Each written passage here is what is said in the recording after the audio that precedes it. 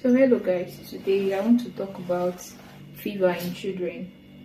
A lot of children, basically all, at one point or the other must have had fever that was caused by so many things. It could be malaria, upper respiratory tract infection, urinary tract infection, gastroenteritis. A lot of things can actually cause fever or could present as fever as one of the signs. But today I want to talk about what you should do for a child that has fever and what you shouldn't do.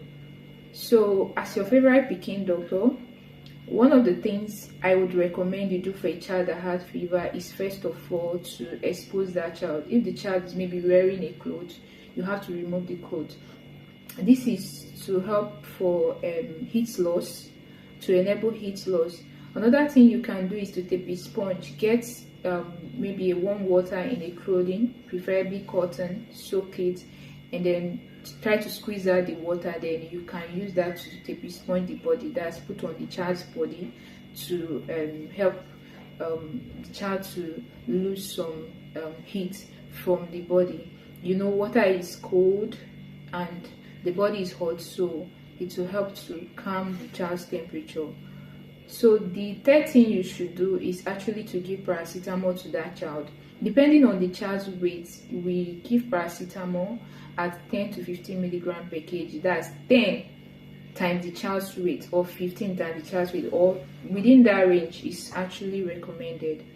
So another thing that you can do for your child that is having fever is that you should take that child to see a doctor, preferably a pediatrician, to examine the child, take history from you, and identify the cause of the fever.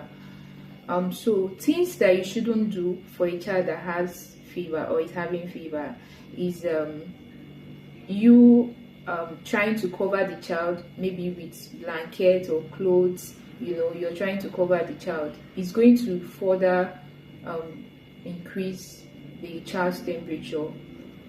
You shouldn't apply oil on the child's body. Oil is like an insulator, so it will prevent heat loss, and then the temperature will be rising more. All right, so you shouldn't apply oil to a child's body that is having fever. You should not also go to maybe chemist shop or to a pharmacy to buy unprescribed medication and start treating the child for an illness that is not yet